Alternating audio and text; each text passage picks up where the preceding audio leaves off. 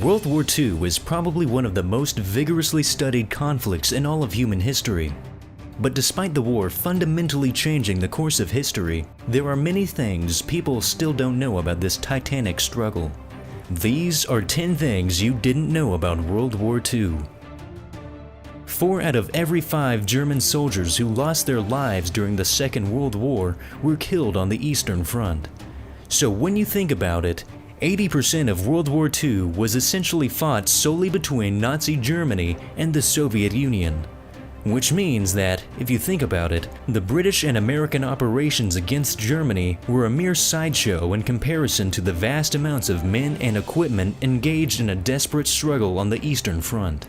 So it's safe to say that the Soviet Union was actually most responsible for defeating Nazi Germany. This fact becomes even more apparent when you look at the staggering cost of the Soviet triumph over Nazi Germany.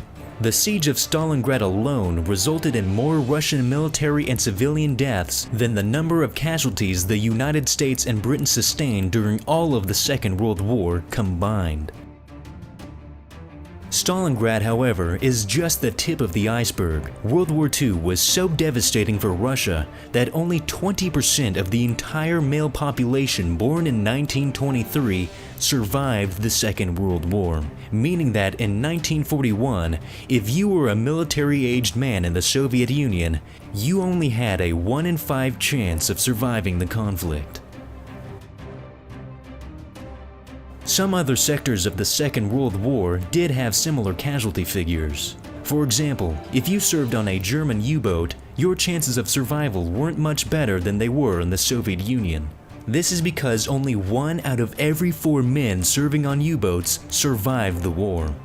This fact surprises most people because they probably learned in school that U-boats were a menace to Allied shipping. But the truth is, by the end of the war, the US and British naval forces became lethally proficient at locating and eliminating German U-boats. Not all Nazis were cartoonishly evil as they are often portrayed today. The best example of this was the Nazi Party member John Rabe. Despite his membership in one of the most reviled political movements of all time, John Rabe was an absolute hero. He was directly responsible for saving hundreds of thousands of Chinese civilians during the rape of Nanking. Instead of fleeing the city with other foreign nationals, Rabe walked around Nanking with a Nazi armband and confronted Japanese officers and soldiers while they were committing atrocities. All in all, John Rabe sheltered over 200,000 Chinese civilians inside a safe zone that he established. After the war, John Rabe received little recognition in the West for his heroic acts, and lived in abject poverty after the war ended. After hearing about his dire circumstances, the citizens of Nanking later raised $20,000 to send to Rabe, and today, John Rabe, despite being a committed Nazi, is still a celebrated hero in China. Even restaurants during the Second World War attempted to do their part to help the war effort. In order to avoid using the German-sounding name of hamburger, American chefs and restaurant owners called them Liberty Steaks instead.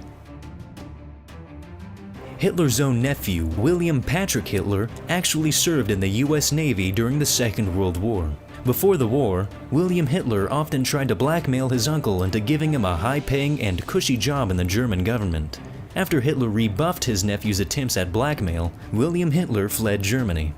When World War II broke out, William was stranded in the United States, and after receiving special permission from President Franklin D. Roosevelt, William Hitler served in the US Navy with distinction, and even received a Purple Heart after being wounded in action. The first bomb dropped on Berlin by the First Allied Air Raid killed the only elephant in the Berlin Zoo. During World War II, the largest Japanese spy ring was actually located in Tijuana, Mexico. Japanese intelligence operatives found that Mexico was an ideal location to recruit US spies and to conduct undercover operations, as US naval bases were located just a few minutes' drive over the lightly defended Mexican border. For a few people, World War II didn't end in 1945. In fact, the Imperial Japanese Army intelligence officer Hiro Onoda never surrendered in 1945 because he was unaware that the war had even ended. For almost 30 years, he held his position in the Philippines. Because Hiro Onoda refused to surrender, in 1974 his aging former commander had to travel all the way from Japan in order to personally relieve him from duty. For more top lists like this, be sure to leave a like and subscribe if you haven't already. And if you want to keep up with our latest videos, hit that bell icon on mobile. Or if you're on a desktop, hit the gear icon and check "Send me all notifications." It really helps us out. And we will see you all next time.